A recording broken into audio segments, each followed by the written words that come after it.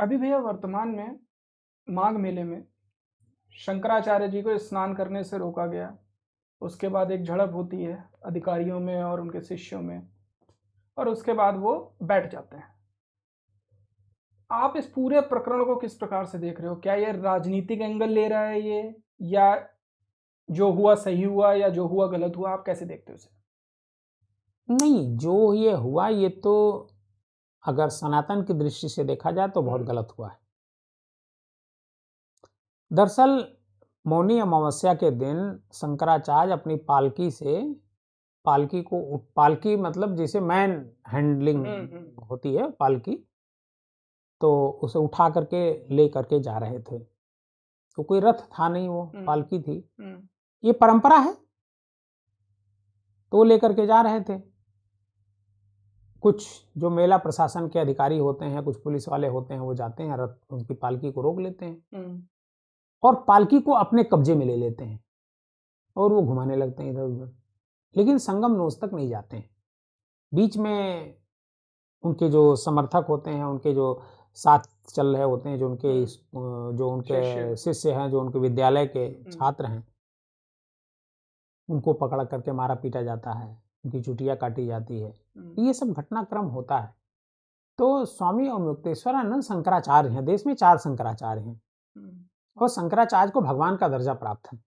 तो ये जो अफसरों ने किया, प्रयागराज मेला प्रशासन ने, ये निहायत ही गलत किया।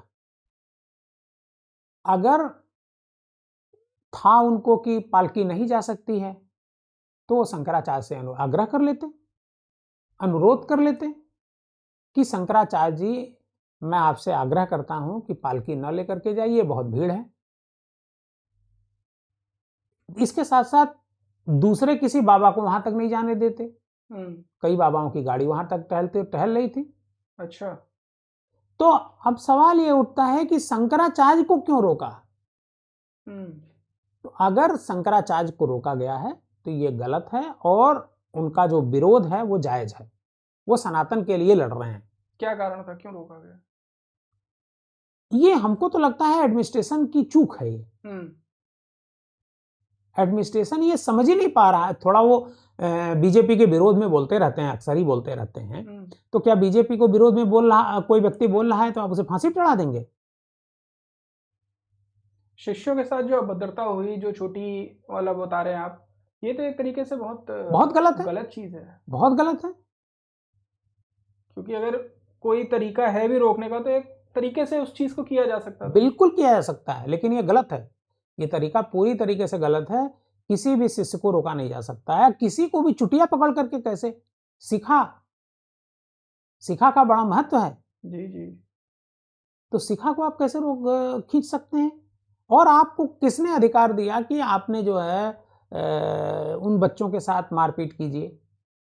तो ये पूरी तरीके से गलत है और शंकराचार्य जी यही डिमांड भी कर रहे हैं कि इसको प्रशासन आकर के माफी मांगे तब मैं स्नान करूंगा।